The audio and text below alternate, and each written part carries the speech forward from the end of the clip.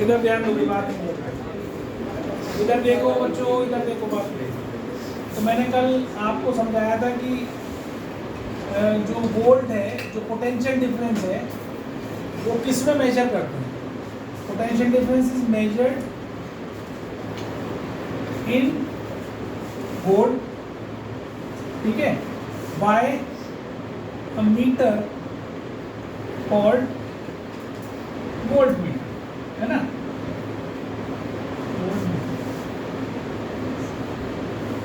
ठीक, तो potential difference volts में मेजर करते हैं, और किससे करते हैं? कौन सा मीटर होता है? वोल्ट मीटर होता है। ठीक है, एक तो ये लिख लो, ये पॉइंट लिख लो। हाँ हाँ, पोटेंशियल डिफरेंस। ठीक है, इसके बाद लिखो वोल्ट मीटर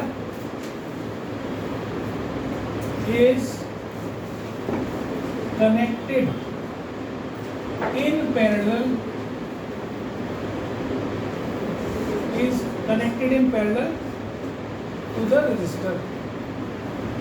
ये हमेशा मेजर करने के लिए वोल्ट मीटर को पैरेलल में जोड़ा जाता है। जैसे मान लो हमारे पास ये इस तरह से रेजिस्टर्स हैं जिनको हमने बैटरी से जोड़ा हुआ है, ठीक है, ये हमारा।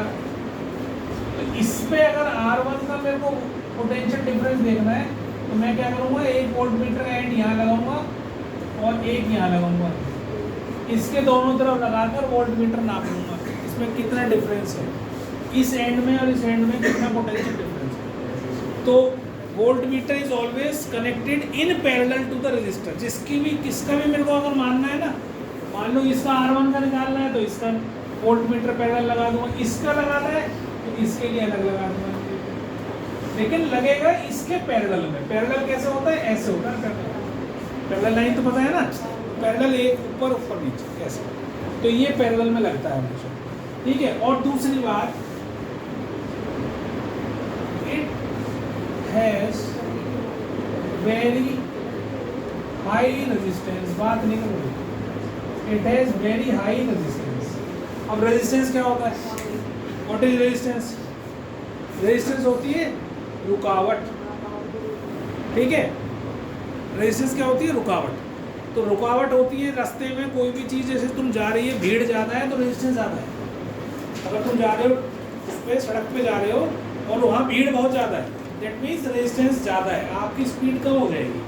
ठीक है, इसी प्रकार से कहीं किसी पे भी जिसमें रेजिस्टेंस ज़्यादा है उधर इलेक्ट्रिक करंट कम जाएगा। जहाँ रेजिस्टेंस ज़्यादा होगा वहाँ पर इलेक्ट्रिक करंट कम जाएगा। मैंने कल समझाया हुआ था पिछली क्लास में कि किसी भी नाली के अंदर, मान लो ये नालियाँ ऐसे हैं हमारे पास, हमने ऐसे बना रखा है, ठीक है, ऐसे है ना, ये बंद कर, पानी यहाँ से छोड़ा मैंने, यहाँ मैंने खूब सारे पत्थर डाल दिए इस वाली नाली में, और यहाँ एक दो डाला, यहाँ खूब सारे डाल दिए, भर दिया पूरा। अब पानी जब यहाँ से छोड़ोगे तो पानी इधर भी जाएगा, पानी इधर भी जाएगा, लेकिन कहाँ ज़्यादा जाएगा? जहाँ रेजिस्टेंस कम होगा तो उधर से पानी ज़्यादा जल्दी निकल जाएगा, इधर तो फंसेगा, तो जो रुकेगा वो पानी उल्टा इधर से निकल जाएगा। तो जहाँ रेजिस्टेंस ज़्यादा वहाँ करंट कम, जहाँ रेजिस्टेंस ज़्यादा वहाँ करंट कम। करंट को पानी की तरह ही मानना है। तो ये एग्जाम्पल दिमाग में बिठा लो, जहाँ से पानी कम जा रहा है इसका मतलब रेजिस्टेंस ज़्यादा होने पर करंट वहाँ से कम जाएगा। रेजिस्टेंस ज़्यादा है तो करंट कम। इन्वर्सली प्रोपोर्शनल होते हैं, हम पढ़ेंगे इसको। समझ में आ गई बात? अब इसका वोल्ट मीटर का जो रेजिस्टेंस है वो बहुत ज़्यादा होता है, बहुत ज़्यादा। क्यों होता है? क्योंकि हमें केवल इसका काम क्या है? वोल्ट मीटर का, वोल्ट मीटर का केवल काम है इसके पोटेंशियल डिफरेंस को मेजर करना, इसका और कोई काम नहीं है। तो थोड़े से करंट में ही काम चल जाता है। तो ज़्यादा क्यों करा हमने? क्यों अपना करंट वेस्ट करें हम? हमारा यहाँ करंट की जरूरत तो यहाँ है ना, इस रेजिस्टेंस में। मान लो मैंने AC लगा रखा है, तो AC को जितने करंट की जरूरत है तो AC के पास पहुँचाऊँगा कि नापने में, लगाने में उसको खराब कर दूँगा? वो नहीं करूँगा। तो मैं क्या करता हूँ, इसके साथ जब मेरे को इसको मेजर करना है तो इसका वोल्ट मीटर ज़्यादा बड़ा लगा देता हूँ, मतलब ऐसा जिसका रेजिस्टेंस ज़्यादा हो, ताकि कम से कम करंट इसमें से पास हो। पास तो होगा, रेजिस्टेंस जहाँ भी होगा करंट तो पास होगा, लेकिन कम पास होगा। तो मुझे कम ही करंट से काम चलाना है, मेरा को तो वोल्ट मीटर से वोल्टेज नापनी है इसकी। तो ज़्यादा करंट यहाँ से पास होगा, यहाँ से कम पास होगा, मेरा काम होगा। समझ में आ गई बात। तो ये पैरेलल में रेजिस्टेंस ज़्यादा रखकर हम करंट बचा लेते हैं। तो voltmeter is always connected in parallel to the, कोई भी अप्लायंस हो, किसी भी अप्लायंस को हम रजिस्टर बोलते हैं। पंखा है, ये भी रजिस्टर है, ठीक है, एसी है, ये भी रजिस्टर है, ट्यूबलाइट है, ये भी रजिस्टर है, घर में फ्रिज है, वो भी एक रजिस्टर है तुम्हारे लिए। जो हम यहाँ बात कर रहे हैं ना, वो सारा अप्लायंसेस के बारे में ही बात कर रहे हैं। जैसे घर के अंदर भी हमारी वायरिंग के बारे में भी हम पढ़ेंगे, घर में वायरिंग होती है तो वो भी पैरेलल में होती है हमारी, ठीक है, वो हम समझाएंगे भी पैरेलल सीरीज क्या होती है। तो अभी ये पोटेंशियल डिफरेंस के बारे में कैसे नपता है, कैसा होता है, कहाँ कनेक्ट करते हैं, ये सब चीज़ें मैंने आपको बता दी। तो ये पोटेंशियल डिफरेंस के बारे में बात करें। इतनी बात समझ में आ गई सबको? नहीं कोई भी। एक तो ये रजिस्टर तो हम ऐसे बनाते ही हैं, ठीक है, ये तो रजिस्टर है, ये फिक्स रजिस्टर होता है जिसका रेजिस्टेंस आपको पता होता है कि इतना रेजिस्टेंस करेगा। एक होता है वेरिएबल रेजिस्टेंस। वेरिएबल रेजिस्टेंस को हम ऐसे बनाते हैं, वेरिएबल रेजिस्टेंस। अब आपके घर में, सबके घर में इलेक्ट्रिक आयरन है, प्रेस है, तो प्रेस के ऊपर एक गोल गोल घुमाने वाला व्हील होता है। तो वो व्हील घुमा के कर क्या रहा है, रेजिस्टेंस बढ़ा रहा है या कम कर रहा है। अब आपको अगर सिल्क की साड़ी पे प्रेस करना है तो आप क्या करोगे, रेजिस्टेंस कम कर दोगे, ताकि हीट, जितना ज़्यादा रेजिस्टेंस उतनी ज़्यादा हीट। अब आपको मैं समझाता हूँ इसको। एक दरवाजे के ऊपर में खूब हेल्दी सा पहलवान खड़ा कर दूँ, खूब हेल्दी सा, मतलब जो बॉडी बिल्डर है एकदम फर्स्ट क्लास वाला, और मैं कहूँ यहाँ से निकल के जाओ, उससे कह दूँ वो रोक ले रहे हैं, तुम उसको जाने मत देना, तो तुम कितनी मेहनत करोगे उससे निकलने के लिए, तुम्हारे पसीने पसीने हो जाएंगे, लेकिन तुम निकल के नहीं जा सकते। अगर तुम निकल भी गए तो तुम्हारी हालत ख़राब हो जाएगी, ठीक। High resistance. अब वहाँ एक बिल्कुल मरियल सा बच्चा खड़ा कर दो और वो कह दूँ उससे कि इनको किसी को निकलने मत देना यहाँ से, तुम क्या करोगे, धक्का मारोगे, निकल जाओ, वो उसके भी चोट मार के ऐसी करोगे ना, यही होता है ना।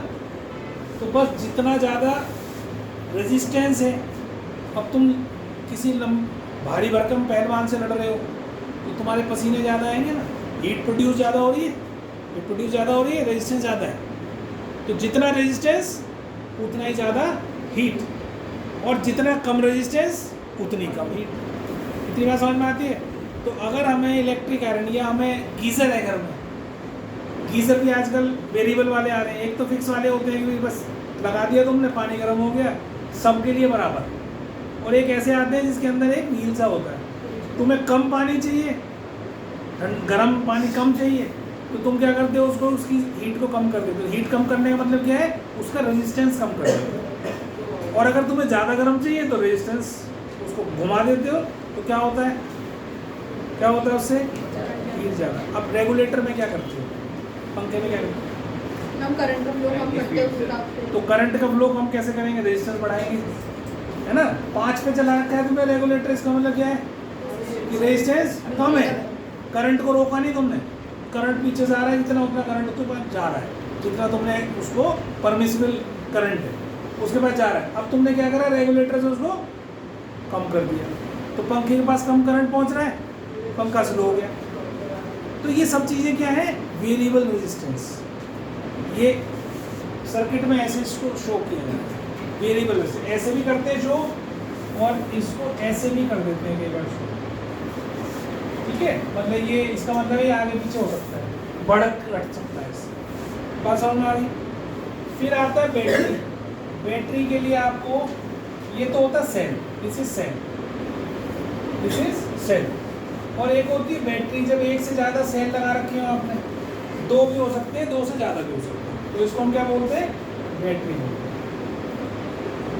तो वो अगर तुमसे कहे कि battery is connected to the resistor, तो आप बैटरी में आपको 2 सेल कम से कम लगाने पड़ेंगे। और अगर वो कहे कि सेल इज कनेक्टेड, तो सिर्फ एक ही लगाना है। इसमें एक बड़ा मार्क है और एक छोटा वाला है, ठीक है। तो बड़े वाला पॉजिटिव होता है, छोटे वाला नेगेटिव होता है। समझ में आ गई बात। तो एक ये हो गया। दूसरा, अगर हम वायर को क्रॉस कर रहे हैं एक दूसरे से, है ना, क्रॉसिंग वायर्स, तो क्रॉसिंग वायर ऐसे नहीं बना सकते हैं, ये तो टच हो जाएंगे। तो इसको कैसे बनाते हैं, शो करते हैं ऐसे। इसका मतलब क्या है,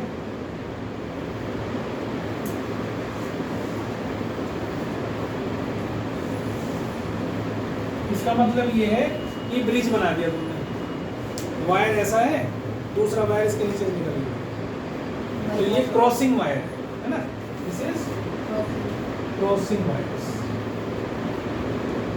ठीक है, तो सेल हो गया, बैटरी हो गई, रजिस्टर हो गया। अच्छा, एक बार एक आता है इसमें स्विच, और एक आता है इसमें वोल्ट मीटर, एमीटर, और एक बल्ब, है ना। अब ये बल्ब आ जाता है, बल्ब को हम ऐसे डिनोट कर देते हैं, दिस इज बल्ब। ठीक है, दिस इज बल्ब, फिलामेंट है उसका समझ लो। ठीक, और एक बताया मैंने तुम्हें स्विच, ये स्विच है, स्विच में क्लोज्ड है, close means of, off switch, close नहीं लिखता, इसको लिख देता हूँ स्विच ऑफ, है ना, अगर ऐसे लिखा है। और अगर स्विच ऑन करना है तो बीच में एक डॉट लगा दो, ये स्विच ऑन है। ठीक है, स्विच ऑन मतलब करंट चल रहा है, इससे पंखा चलाना है, स्विच ऑन करते हैं ना, तो स्विच ऑन को ऐसे दिखाना है, पंखा चल गया, स्विच ऑफ को ऐसे दिखाना है कि करंट पास नहीं हो रहा है। ठीक है, और वोल्ट मीटर को हम ऐसे दिखाते हैं, इसकी एक टर्मिनल जिससे भी जुड़ी होती है बैटरी से, वही चार्ज इसके ऊपर आता है। अगर ये ऐसे जुड़ा हुआ है पॉजिटिव के साथ, ये पॉजिटिव के साथ जुड़ा हुआ है, ये नेगेटिव के साथ जुड़ा हुआ है, तो ये पॉजिटिव, ये नेगेटिव, जिस टर्मिनल के साथ जो जुड़ा होता है वही चार्ज उसके ऊपर लगता है। वोल्ट मीटर के ऊपर ऐसे ही एम मीटर को भी हम ए से डिनोट करते हैं, ऐसे ही इसमें भी पॉजिटिव नेगेटिव होते हैं। एम मीटर अभी बताऊंगा, तुम लिख ले बस, इसको एम मीटर बोलते हैं, AMMETR, और ये है volt meter, this is volt meter. ER लिख दो या ER लिख दो, पता नहीं क्या आपने लिखा है। ठीक है। मीटर में एक्चुअल में जो अप्लायंसेस है ना, उनमें ER लगाते हैं और नापने में RE लगाते हैं, ऐसा है। ठीक है, समझ में आ गया। ये सारे सिंबल्स हैं जो आपको किसी भी सर्किट के अंदर देखने को मिलेंगे, कई बार बनाने के लिए भी आ जाते हैं, तो तुमसे बता देंगे, पूरा डिस्क्रिप्शन दे देंगे, अब कहेंगे इसका एक सर्किट बना दें, तो आपको ये सारे सिंबल लगा के उसके अंदर बता देंगे। ठीक है, ये तो एक होगी बात।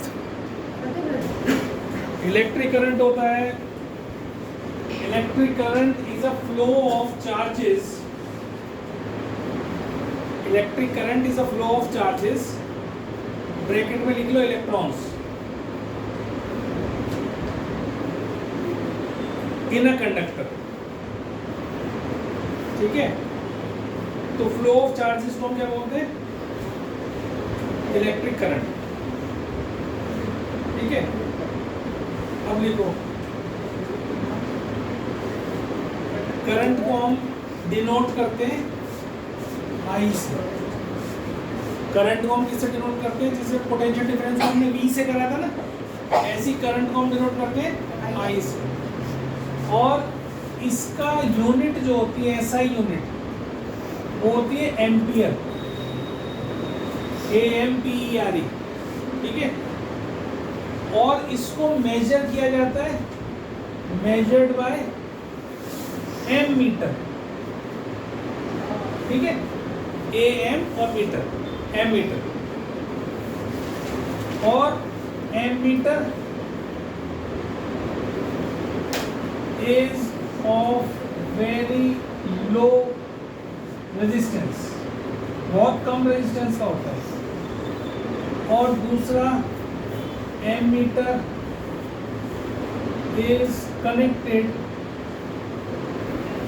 Connected in series. ठीक है, इन द सर्किट, सीरीज में इसको जोड़ा जाता है। जैसे मान लो हमारे पास ये रजिस्टर है, अब इसमें से कितना करंट जा रहा है, तो मैं क्या करूँगा, यहाँ एम मीटर लगा दूँगा, तो एम मीटर की रीडिंग मुझे बता देगी इसमें से कितना करंट जा रहा है।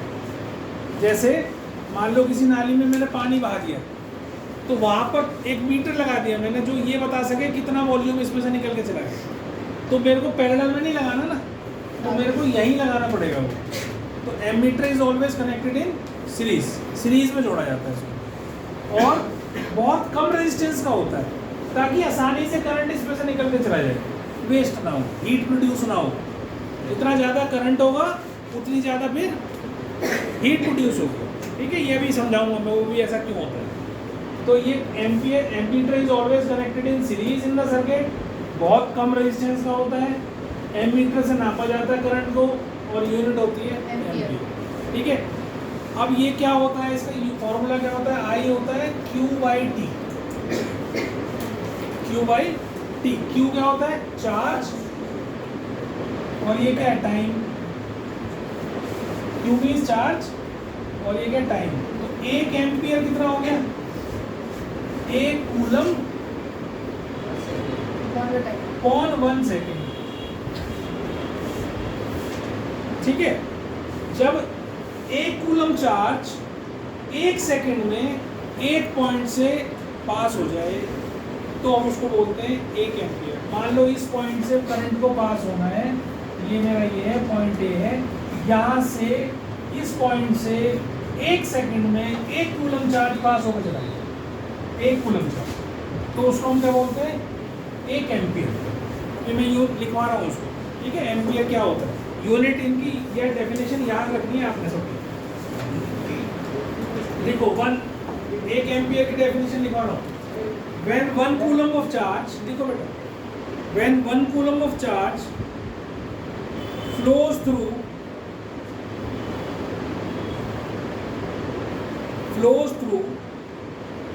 any cross section,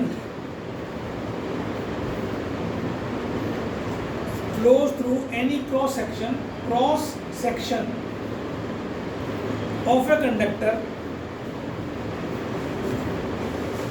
flows through any cross section of a conductor in 1 second.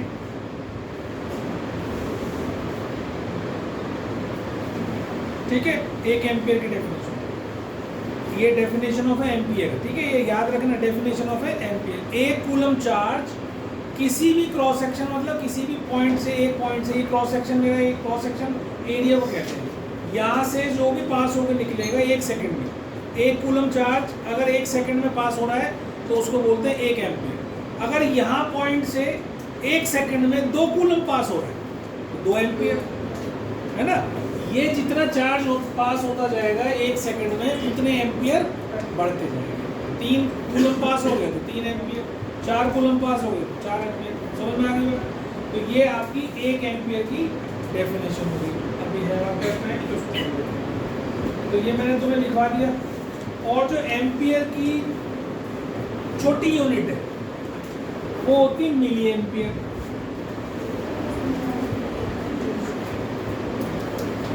इसको MA से डिनोट करते हैं। मिली का मतलब होता है 1/1000, है ना। तो अगर मैं 1 एम्पियर लिख रहा हूँ, 1 एम्पियर लिख रहा हूँ, A से डिनोट करते हैं इसको, 1 एम्पियर को A से डिनोट करते हैं। अगर 1 मिली एम्पियर बोलता हूँ तो इसका मतलब है 1/1000 एम्पियर। तो मिली किसी का भी हो, मिलीग्राम हो, मिली एम्पियर हो, मिलीलीटर हो, मिलीमीटर हो, मतलब उस यूनिट का 1/1000 पार्ट, 1000वां हिस्सा। ठीक है, तो मिली एम्पियर समझ में आ गया, छोटी यूनिट है। ठीक, कई बार क्वेश्चन में मिली एम्पियर में दे देते हैं, 1 एम्पियर में दे दिए, 1 मिली एम्पियर में दे दिए, तो एम्पियर में कन्वर्ट करना पड़ेगा। उससे बड़ी याद है, उससे बड़ी नहीं कोई।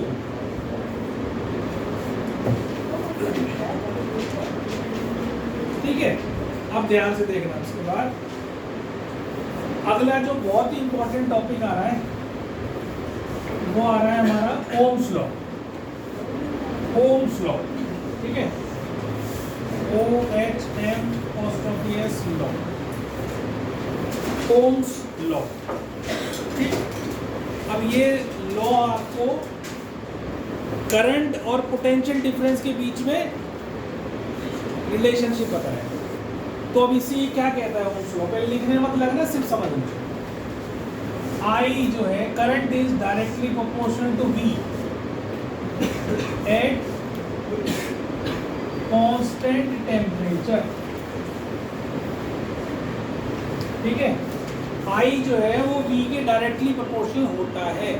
आई is directly proportional to V at constant temperature. Temperature same, जैसे अब यहाँ पर कमरे में बैठे हो तो यहाँ कांस्टेंट टेम्परेचर है, तो यहाँ पर अगर आप, अब इसका मतलब क्या है ये मैं समझा चुका हूँ आपको, जितना ज़्यादा पोटेंशियल डिफरेंस होगा उतना ही ज़्यादा करंट होगा। डायरेक्टली प्रोपोर्शनल का मतलब क्या होता है, एक चीज़ अगर बढ़ती है तो दूसरी भी बढ़ती है, एक कम होती है तो दूसरी भी कम होती है, तो ये डायरेक्टली प्रोपोर्शनल है। Current is directly proportional to V. अगर मैं वी को बढ़ाऊंगा तो आई भी बढ़ जाएगा, वी को कम करूंगा तो आई भी कम हो जाएगा। समझ में आ गई बात? ये आ गई? प्रोपोर्शनल पढ़ा है इससे पहले? नहीं तो बस वही बता रहा हूँ। डायरेक्टली प्रोपोर्शनल का मतलब होता है एक क्वांटिटी कोई भी दूसरी क्वांटिटी के डायरेक्टली प्रोपोर्शनल का मतलब है कि एक को बढ़ाऊंगा तो दूसरा बढ़ जाएगा। अब जैसे मैंने पोटेंशियल डिफरेंस का तुम्हें बता ही दिया था, पानी का भी बता ही दिया कि अगर मैंने ऐसे रखा ये बह गया ऐसे करके, लेकिन अगर मैं इसको ऐसे रख दूँ तो पोटेंशियल डिफरेंस मतलब बढ़ गया। यहाँ का पोटेंशियल ज़्यादा यहाँ का कम, या यहाँ की हाइट ज़्यादा यहाँ की हाइट कम, तो तेज़ी से जाएगा। तो जितना ज़्यादा ये गैप, ये हाइट का डिफरेंस होता जाएगा, पानी उतना ही ज़्यादा बहेगा। ऐसे ही जितना पोटेंशियल डिफरेंस होगा उतना ही करंट ज़्यादा हो जाएगा। जितना V होगा डिफरेंस ज़्यादा होगा उतना ही I ज़्यादा होगा। ठीक है, समझ में आ गई बात सबको? अब इसी से अब ये लिखना बहुत जरूरी है। अगर आपने ये नहीं लिखा तो नंबर 0 मिलेगा, ये भी ध्यान रखना। ये इंपॉर्टेंट चीज़ है कांस्टेंट टेम्परेचर, क्योंकि टेम्परेचर बढ़ाने घटाने से, अभी मैं रेजिस्टेंस के बारे में बताऊंगा तो उसमें भी चेंज आता है। तो अभी समझ लो ध्यान से, पहले इसको इससे क्या करें हम, अब इसको मैंने उल्टा करके लिख दिया। ऐसे लिखना है इसको, ऐसे ही बहुत सी टीचर्स या बहुत सी बुक्स में ऐसे लिखा मिलता है, V is not directly proportional to I। I dependent है V के ऊपर। I किस पे डिपेंडेंट है? V के ऊपर, इसलिए I is directly proportional to V। ये सही लिखने का तरीका। अगर मैं इसको ऐसे लिख दूँ तो V, अगर मैं इसको हटाना चाहूँ तो इसकी जगह मेरे को एक कांस्टेंट जोड़ना पड़ेगा, मल्टीप्लाई करना पड़ेगा। ये तुमने पढ़ा होगा पिछली क्लास में, force directly proportional to A होता है ना, ये डायरेक्टली प्रोपोर्शनल एक्सेलरेशन होता है। तो जब इसको हटाते थे हम तो हमें कांस्टेंट m जोड़ देते थे इसमें, जो कि मास होता है ना, पढ़ा है ना ये सब। तो जब भी प्रोपोर्शनल साइन को हटाना है तो एक कांस्टेंट जोड़ देना है उसके अंदर। तो यहाँ कांस्टेंट क्या कहलाता है? Resistance R। ठीक है, तो ये आपका फॉर्मूला बन गया V is equal to IR।